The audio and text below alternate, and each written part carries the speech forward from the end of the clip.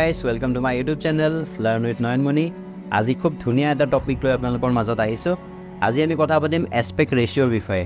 Aspect ৰেশিওটো actually ওয়াৰ্ডটো হয় কি, ভিডিওত কেনেকৈ ইউজ হয়, ক'ৰ পৰা আহিছে ওয়াৰ্ডটো, কি Aspect ৰেশিও, different types of Aspect ৰেশিও কি আছে, গোটেইখিনি আমি এই ভিডিওটোত জানিম। তো ভিডিওটো শেষলৈকে চাই থাকিব আৰু আহক আজি ভিডিওটো স্টাৰ্ট কৰোঁ।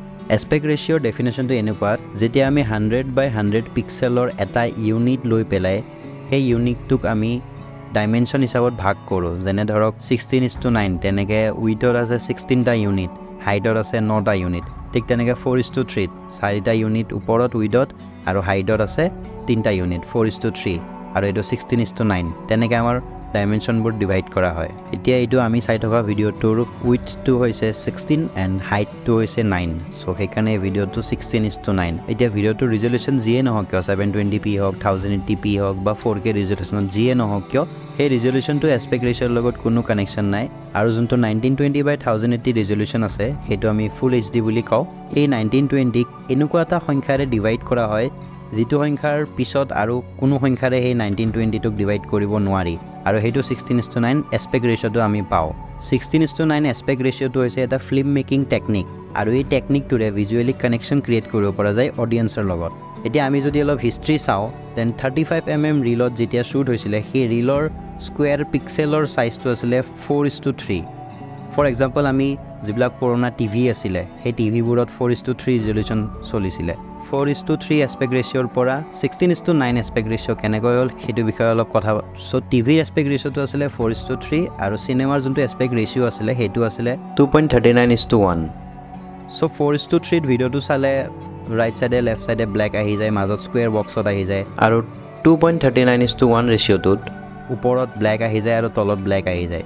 কিন্তু এতিয়া আমাৰ ডিভাইচবোৰ হৈছে, আমাৰ টিভিবোৰ হওক, আমাৰ লেপটপ হওক, আমাৰ মোবাইল হওক, গোটেইবোৰ ডিছপ্লে আমাৰ 16:9 ৰেশিওৰ ডিছপ্লে হয়।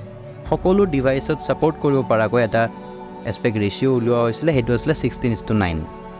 এতিয়া আমি বেছিভাগ ভিডিঅ' 16:9ত আমি দেখা পাওঁ। তো আমি যদি কেতিয়াবা নিজৰ ভিডিঅ'টো 2:35:1 ৰেশিওত যদি এক্সপৰ্ট দিব বিচাৰোঁ, তেতিয়াহ'লে আমাৰ বহুতেই এইটো ভুলটো কি কৰে যে টাইমলাইনৰ ওপৰত এটা ব্লেক বাৰ এটা বহুৱাই দিয়ে, তলে ওপৰে ব্লেক থকা বাৰটো বহুৱাই দিয়ে এডজাষ্টমেণ্ট লেয়াৰ লৈ, আৰু সেই বাৰটো গোটেই ভিডিঅ'টোত অল অভাৰ ভিডিঅ'টোত সেইটো ষ্ট্ৰেচ কৰি দি দিয়ে। কিন্তু সেইটো কৰিব নালাগে। সেইটো কৰিলে কি হয়, 16:9ত আমাৰ যোনবিলাক ডিছপ্লে আছে সেই ডিছপ্লেবিলাকত কি হয়, ছাইডৰ ফালে লেফ্ট চাইডে আৰু ৰাইট চাইডে ব্লেক বাৰ থাকি যায়, যিহেতু আমাৰ মোবাইলৰ ডিছপ্লেটোৰ লগত মেটচ নকৰে বস্তুটো।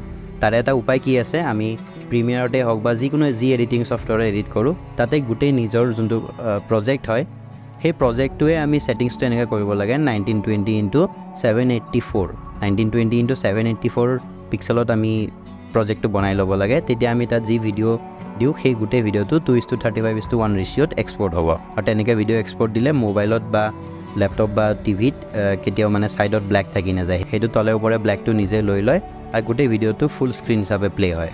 আৰু এই এস্পেক্ট ৰেশিওবোৰে আমাৰ ফিল্মৰ ক্ষেত্ৰত এটা ভাল লুক অনাত গুৰুত্বপূৰ্ণ অৰিহণা যোগায়। এতিয়া ডিফাৰেণ্ট টাইপছ অফ যি এস্পেক্ট ৰেশিও আছে সেইবোৰ মুভিত কেনেকৈ ইউজ হয় সেইটো আমি চাই লওঁ। ফিল্মৰ ক্ষেত্ৰত মষ্ট পপুলাৰ এস্পেক্ট ৰেশিওটো আছিলে 1.85:1, আৰু ৱাইডত আছিলে 2.39:1, আৰু এইটো তাৰপিছত 2.35:1, আৰু শেষত 2.4:1 হিচাপে ইউজ কৰা হৈছিল। এতিয়া ৰিচেণ্টলি খুব এটা এস্পেক্ট ৰেশিও ফেমাছ হৈ আছে, সেইটো হৈছে 2:1। কিছুমান হলিউডৰ ফিল্ম মেকাৰে 2:1 এস্পেক্ট ৰেশিওটো ইউজ কৰে ফিল্মত এটা বেলেগ লুক দিবৰ কাৰণে। এতিয়া আমি জানো হওক what is 2:1 Aspect ৰেশিও। Actually 2:1 Aspect ৰেশিওটো হাইটৰ দুগুণ হয় উইথটো, আৰু এই 2:1 এস্পেক্ট ৰেশিওটোৱে অডিয়েন্সক এটা চিনেমেটিক লুক দিয়াত খুব সহায় কৰে। লগতে এই এস্পেক্ট ৰেশিওটো টিভি স্ক্ৰীণতো খুব ভালকৈ এডজাষ্ট হৈ যায়। আমি জুৰাছিক পাৰ্ক মুভিখন চাব পাৰোঁ, তাত বহুত বেছি তলাৰ ইমেজ যেতিয়া দেখুৱাব লগা হৈছে, সেইটো কাৰণে সেই মুভিখনত এস্পেক্ট ৰেশিও ফুল স্ক্ৰীণ হৈ আছে।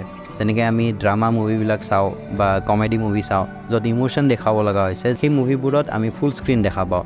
আৰু যিবোৰ মুভিজ আমি লেণ্ডস্কেপ দেখিব পাওঁ, লেণ্ডস্কেপ দেখোঁ, বা যিবোৰ মুভিৰ আমি ছাবজেক্টটো বহুত বেছি ৱাইড দেখোঁ, যেনে হেৰি পটাৰ মুভিখনৰ কথা আমি চাব পাৰোঁ। যেনে নেটফ্লিক্সৰ ছিৰিজ আছে হাউচ অফ কাৰ্ডছ, সেই ছিৰিজৰ আমি চাব পাৰোঁ।